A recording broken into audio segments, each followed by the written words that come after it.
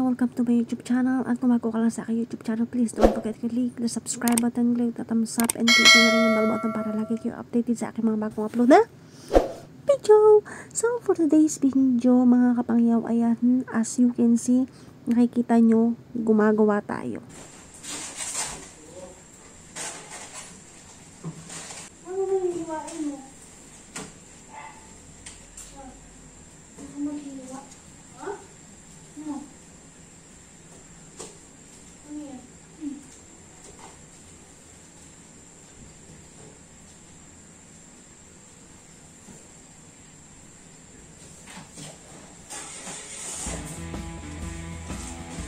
지링처럼 약한 공호 보칙 지링처럼 약한 공호 보칙 지링처럼 약한 공호 보칙. Ano yan? Bakit pinakain mo sila melot mochi?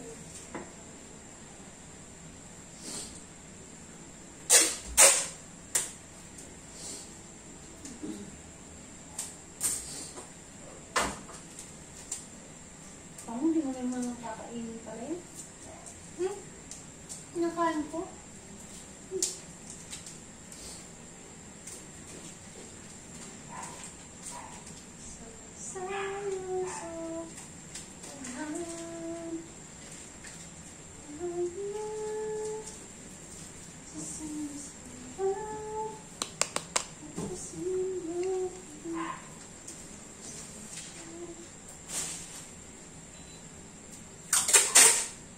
Paharang ko naman din.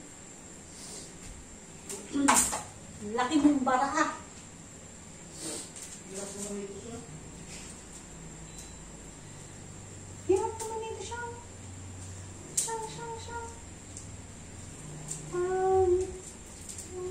Sabihin siyang yung powder. Ngalan ko dyan sa YouTube mo. Si siyang pot. Siyang pot.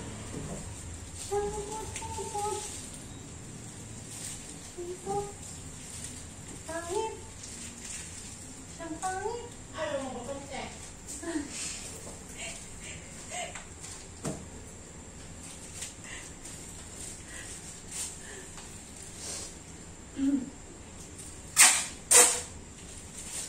Siyang pangit.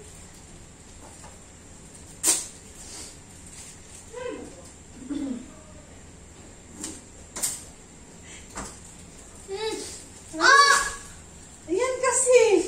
Tigat-tigat kasi. Tagalin mo ko. Ay, nako. Okay, wala kaming sinaing. May tinapang kanin sa rice cooker. Ang dami-dami pa yun, no?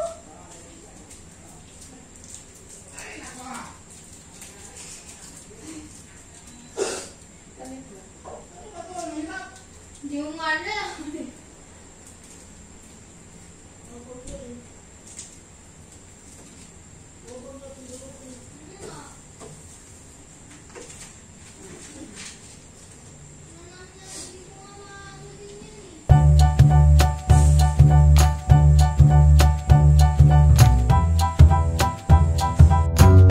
So, ayun na mga kapangyaw, dahil may natira pa naman ng wallpaper na yan. So, nag-decide ako na yung buong cabinet na lang sa loob is tatakpan ko or lalagyan ko ng ganito. Kasi sayang din naman kung hindi rin naman ito magagamit sa ibang bagay. So, ayan, sinusukat ko yung bawat length at height para madali lang natin siyang ikabit. Ayoko kasi bumili ng transparent na tape. Mas maganda sana yun. Mas madikit. Pero mas pinili ko yung packing tape kasi mas madali siyang tanggalin in case na ayoko na yung design. And soon, papalitan din naman namin yung kulay ng cabinet na yan. Medyo yan lang muna yung pinili namin nun. Actually, hindi naman talaga dapat yan yung kulay ng cabinet. Iba yung kulay. So, yung nabili namin na pintura is mali yung naibigay sa amin. Pero, okay din naman siya. na combination doon sa lababo. Kaya pagtiyagaan na lang din natin kasi sayang din naman yung pintura, diba? Ang mahal din ng pintura. So ayan na nga, tinatapos ko na yung taas habang naghuhugas yung aking anak at habang hinuhugasan din niya yung mga binili namin na mga bottle, etc. para doon sa aming kusina. Mga lagayan ng toyo, suka, mga ganon. At doon nga pala sa third row ng cabinet, pinaglagyan ko lang mo siya ng Tupperware, pero actually yung space niyan is para sa mga grocery. Kasi yung baba ng lababo namin is puro mga kaldero yung nandoon at saka parang storage area. So ngayon yung ilalim namin ng lababo plano lang namin nun ilalagay is linoleum sana. Pero, nag-decide ako at nag-stick na kami sa tiles. Kasi, feeling ko, pag tiles ang nilagay doon, parang mas convenient siyang tingnan at mas malinis. So, yun lang mga kapangyaw. Bye! So, ito na yung ating finished product. O, ayan, diba? Diyan yung mga mangko, mga baso. Doon sa kabila naman yung mga plato. Sa kabila, grocery. So, yun lang. Tapusin yung aking vlog. At dito naman tayo ngayon para sa grocery. Kasi nga nung nakaraan di pa kami nag-grocery. Ngayon pa lang. So ito, yung iba na-iakyat ko na doon sa taas. Hindi ko alam kung na-videohan ko ba yun or ano, whatever. Hindi ko alam. Pero, ayan. Dahil hindi kami nakabili ng basket para sa lagayan ng mga ganyan. So, sa karton ko muna ilalagay. Diba? Ilalagay ko lang din naman niya sa ilalim ng lababo at hindi rin naman niya makikita. So, ayan, medyo nakapagod at saka nakaka-haggard kasi lalo na pag OFW ka, napaka-limitation na sobrang limited lang yung yung oras mo at panahon na pag-i-stay sa Pilipinas kasi kailangan mo na naman bumalik sa ibang bansa. So, yun na, work, kailangan kumita para sa kinabukasan at syempre kumakaway yung ating mga bayarin. So, ayan, ayos lang tayo. At yan, kung di ka pa nakasubscribe sa aking YouTube channel, ayan, huwag kang mag-atubiling mag-subscribe at i-click ang notification bell para sa aking mga bagong upload na video.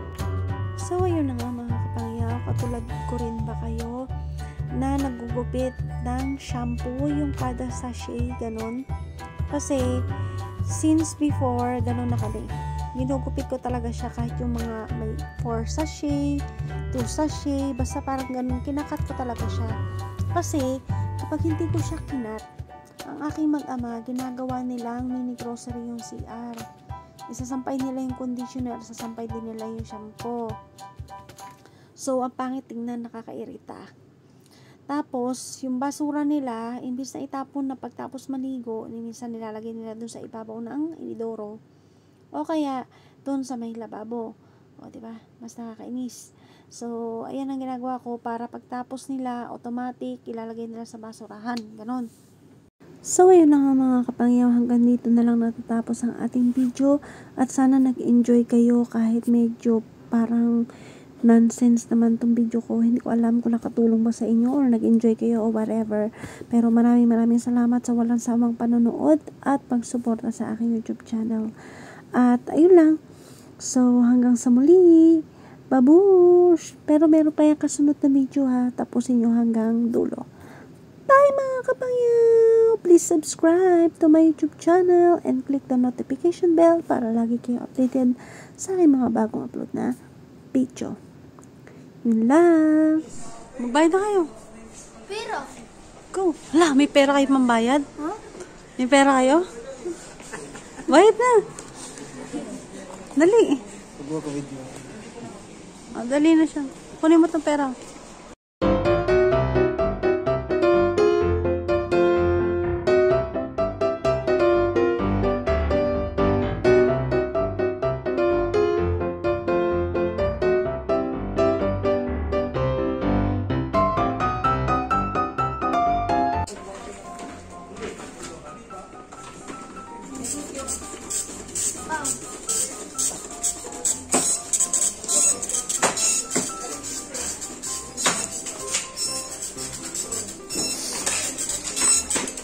Ngiting tagumpay. Kunin mo yung sukli mo.